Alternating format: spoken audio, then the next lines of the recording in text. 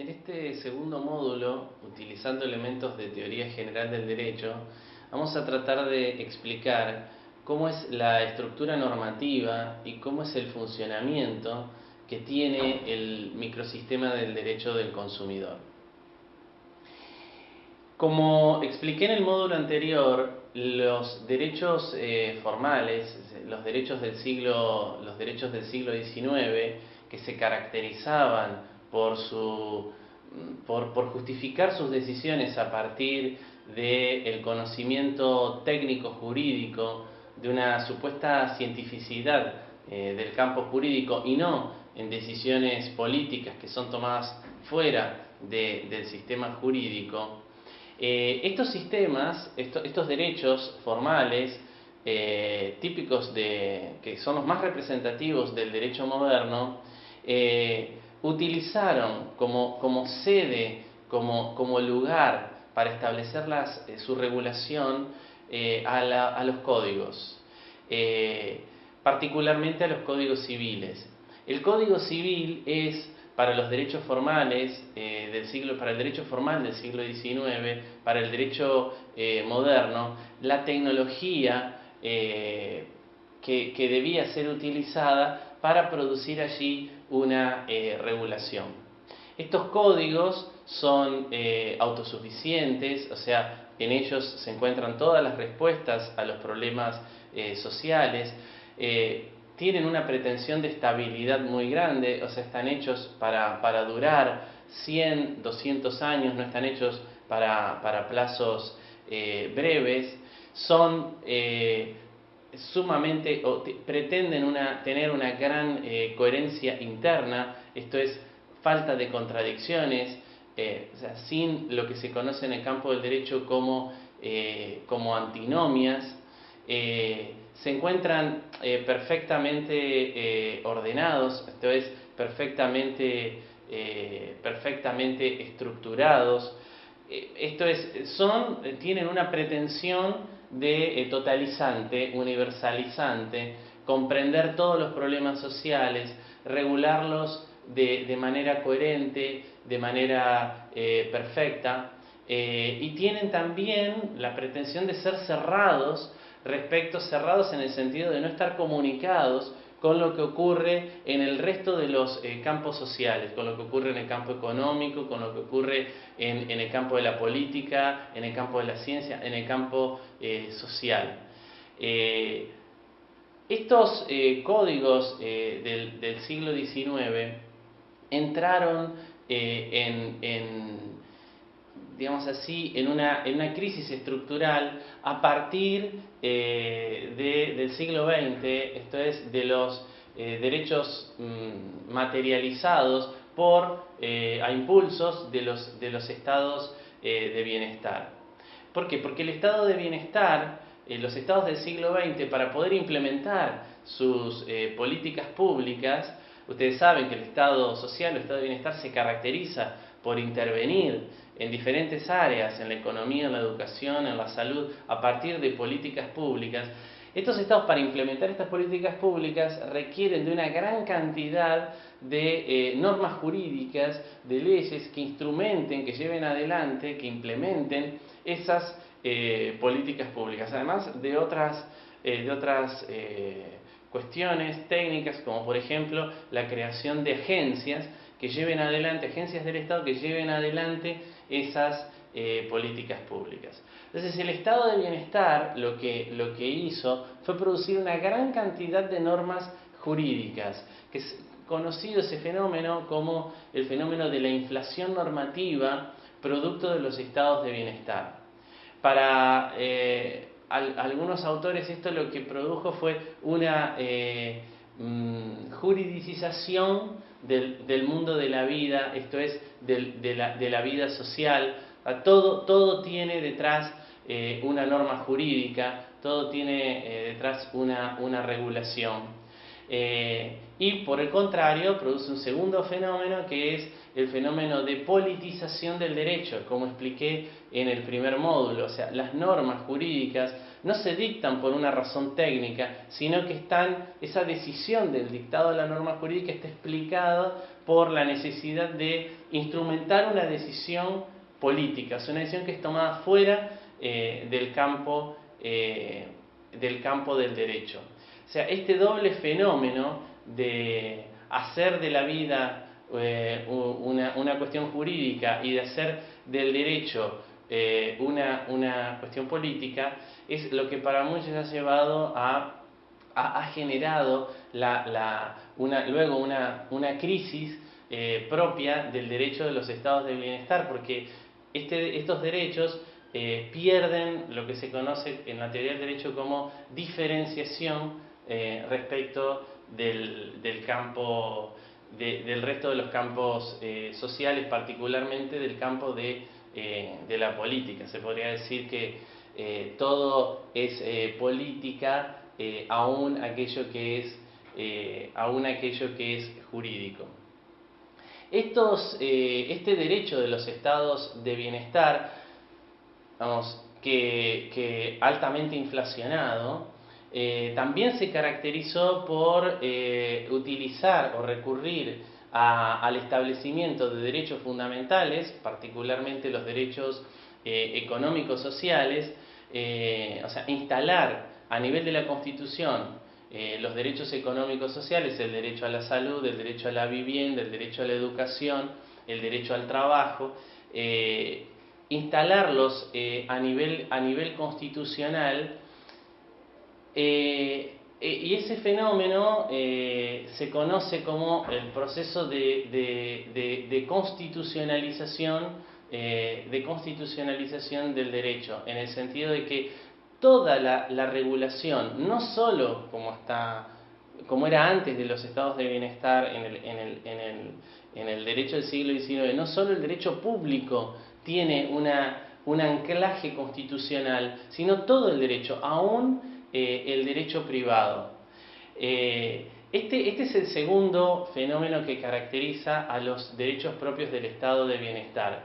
Tener siempre toda la regulación jurídica algún respaldo constitucional, siempre estar anclada constitucionalmente. La tercera característica de los derechos de los estados de bienestar es que las leyes especiales que estos estados dictaron para para instrumentar las políticas, muchas de ellas funcionan como verdaderos sistemas jurídicos, esto es, tienen sus propios principios de funcionamiento. Cuando una ley especial constituye un pequeño sistema jurídico, cuando tiene sus propios principios que son diferentes de los principios del sistema general. Esto es, por ejemplo, la ley de contrato de trabajo tiene principios distintos de los principios del Código Civil. ¿Qué es el derecho del trabajo en un principio? Una reregulación del contrato de locación de servicio del Código Civil. Una reregulación a partir de una idea diferente, que es la idea de protección del prestador, de aquel a quien presta el servicio, el prestador del servicio. O sea, una protección del trabajador. Esto es, tiene un principio diferente de los principios del Código Civil, el principio de protección. El Código Civil reconoce dos grandes principios, el principio de libertad, conocido como autonomía de la voluntad, y el principio de orden público. Bueno, el derecho al trabajo suma a estos principios otro, el principio de protección del trabajador. Entonces, regula la cuestión del trabajo, la cuestión de los servicios, de una manera diferente a partir de este principio. A estas regulaciones que toman materias que estaban en el sistema y son re-reguladas a partir de principios diferentes, se las llama regulaciones microsistémicas. Entonces, esta es la tercera característica de los derechos de los estados de bienestar.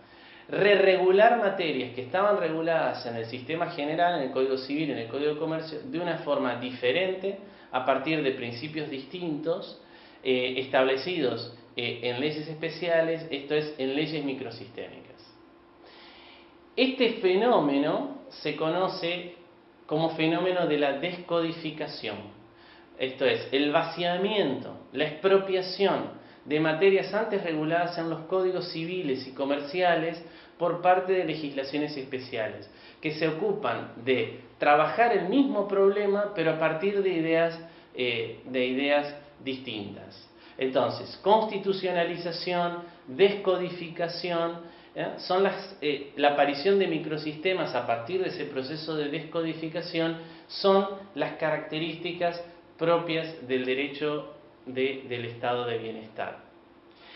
De alguna forma, este derecho inflacionado pierde el orden que tenía, tan bien estructurado en el siglo XIX por los derechos, el derecho formal, porque era realmente un derecho simple. Entonces, todas las respuestas estaban en el Código Civil, y el Código es ordenado, es coherente, es completo, es autosuficiente. Entonces, cuando se produce el fenómeno de constitucionalización, de proliferación de leyes especiales, de aparición de leyes microsistémicas que descodifican materias que estaban en los códigos civiles, el sistema jurídico se vuelve mucho más complejo.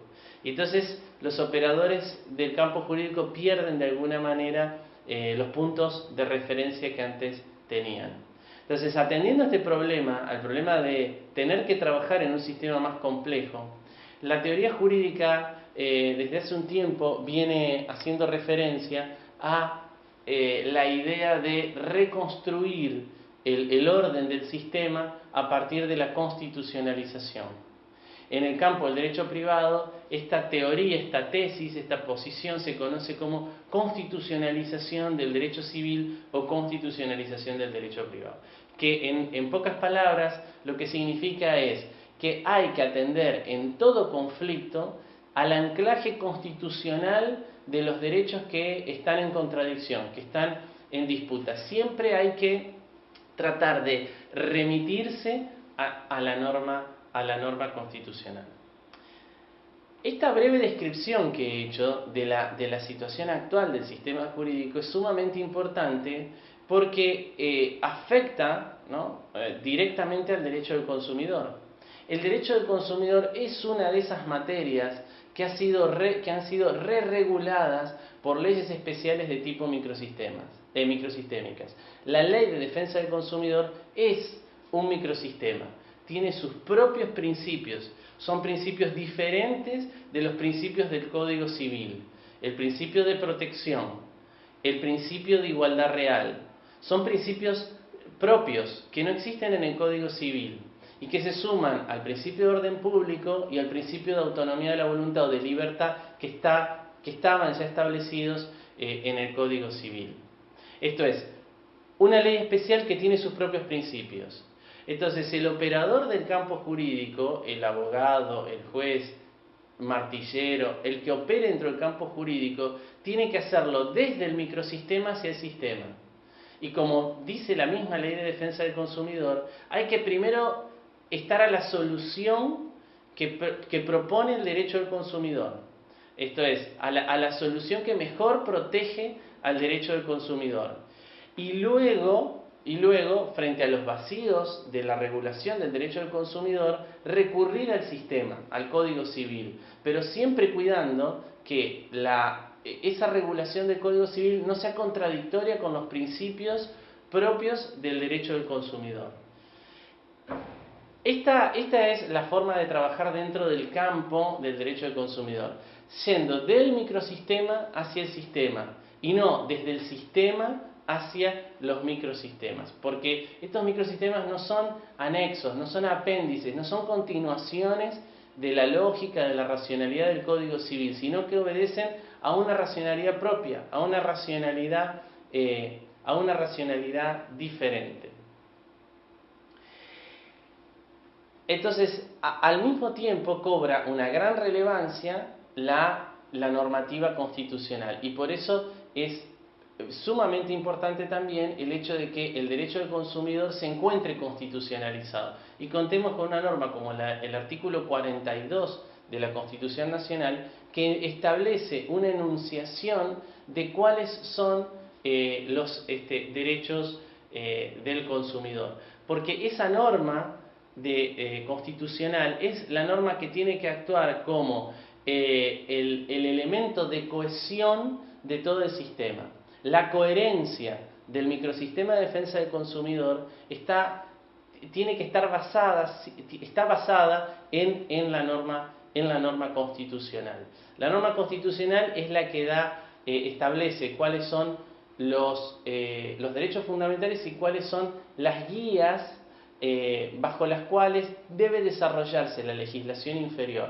O sea, todo el resto del microsistema de defensa del consumidor debe procurar desarrollar esos derechos fundamentales que están en la Constitución Nacional.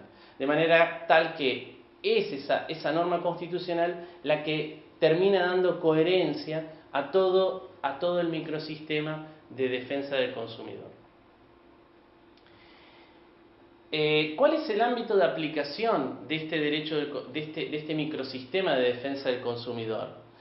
La legislación, la ley 24240, fue siempre criticada por la dogmática en el sentido de que establecía como ámbito de aplicación al contrato de consumo. La reciente reforma del mes de abril de 2008, la ley 26.361, ha puesto al día la regulación del derecho del consumidor en este punto al introducir la idea de relación de consumo. Este microsistema de defensa del consumidor funciona cuando existe una relación de consumo. Esa relación de consumo puede tener como causa fuente el contrato de consumo, pero puede tener otras causas fuentes. Un hecho ilícito, un hecho jurídico, un acto jurídico, o sea, otro tipo de fuentes. Lo que ha hecho en realidad esta última reforma de la ley 26.361 es poner al día la ley porque ha incorporado la noción de relación de consumo que ya estaba establecida en el artículo 42 de la Constitución Nacional, que hasta esta última ley funcionaba como una reforma implícita, ¿no? Había producido una reforma implícita respecto del ámbito de aplicación de la ley 24.240. Y esto es sumamente importante porque lo que pretende el derecho del consumidor con esta idea de relación de consumo, igual que el derecho del trabajo pretende con la idea de relación laboral, es construir una especie de canal de expansión del derecho del consumidor. De modo que frente a la duda, frente a la ausencia de un contrato de consumo, si se encuentran presentes los elementos de la relación de consumo, se aplique el microsistema de protección.